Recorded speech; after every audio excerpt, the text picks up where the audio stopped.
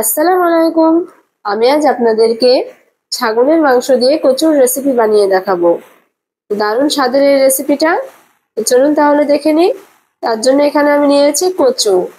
তো কচুগুলোকে আমি ভালো করে খোসা ছাড়িয়ে নেব। তো আমি কচুগুলোকে ভালো করে খোসা ছাড়িয়ে কেটে ধুয়ে পরিষ্কার করে নিয়েছি। তো এখানে আমি 400 গ্রাম মতো খাসির মাংস নিয়েছি। তো মাংসটাকে আমি কেটে ধুয়ে পরিষ্কার করে নিয়েছি।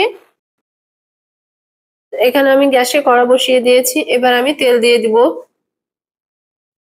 প্রথমে আমি এখানে দিয়ে দিব দারচিনি, লবঙ্গ, এলাচ। এটা একটু ভালো করে নেড়ে নিব। এবার আমি এখানে দিয়ে দিব পেঁয়াজ কুচি, তেজপাতা। এবার এটাকে ভালো করে ভেজে নিব। এখানে আমি টমেটো কুচি দিয়ে দিলাম,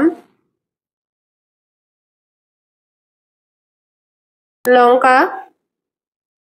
এগুলো একসঙ্গে ভালো করে ভেজে নিব।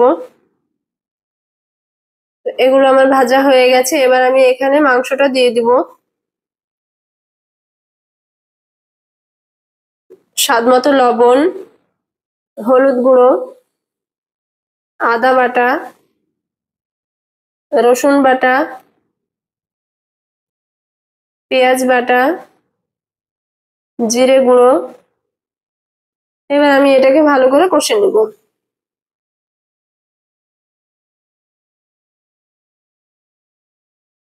তো আপনারা চাইলে এটা মুরগির মাংস দিয়েও করে নিতে পারেন। এটা আমার ভালো করে কষানো হয়ে গেছে। এবার আমি যে কচুগুলো কেটে রেখেছিলাম সেগুলো দিয়ে দিলাম। তো মাংসের সঙ্গে কচুগুলো একটু ভালো করে কষে নিতে হবে।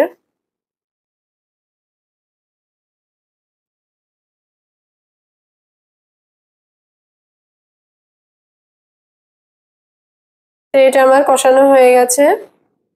এবার আমি এখানে পানি দিয়ে দিব।